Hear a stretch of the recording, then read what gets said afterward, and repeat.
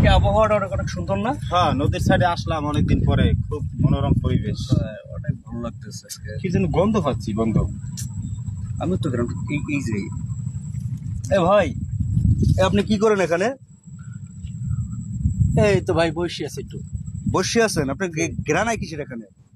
ওই ভাই কিছুই তো না ভাই। এই যে মাদক মাদক গ্রানাইতেছে। না না না ভাই। কই ওঠেন দিয়ে দাঁড়ান, এদিকে আসেন। এই যে হাতে যে এই যে মাদক নিয়ে ঘুরতেছেন, না ভাই এটা সিগারেট ভাইয়া। সিগারেট তো আমরা চিনি না, সিগারেট এগুলো তো মাদক ভাই। এখানে ওই ওপেনে কি আপনার মাদক খাওয়া ঠিক হইতেছে?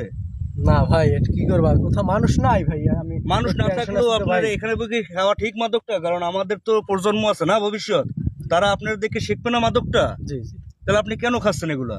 ভাই আমি বুঝতে পারিনি, হয়তো আমি না এগুলো বলতে হবে না ভাই, কারণ আপনার মন খারাপ, ঠিক আছে, আপনি বুঝতে পারেন, আপনি বাসায় বইয়া খান জায়গা, আপনি ওপেনে তো খাইতে পারেন না, কারণ আমাদের বাংলাদেশের যে আইন, এই আইনে তো আপনার ওপেনে কোনো খাওয়ার সিস্টেম নাই। আপনি কেন খাচ্ছেন ভাই এগুলো? জি ভাই, ভাই আমার ভুল হয়েছে ভাই। ঠিক আছে, এগুলো আর খাবেন না, এবং আমরা একসাথে সবাই মিলে দেশটা গড়ার জন্য আমরা কাজ করবো, কারণ এই মাদক দ্রব্য থেকে আমরা পিছিয়ে থাকবো, মাদককে না বলবো, ঠিক আছে? আজকে থেকে আমরা সবাই মাদককে না বলি, মাদক মুক্ত বাংলাদেশ গড়ি।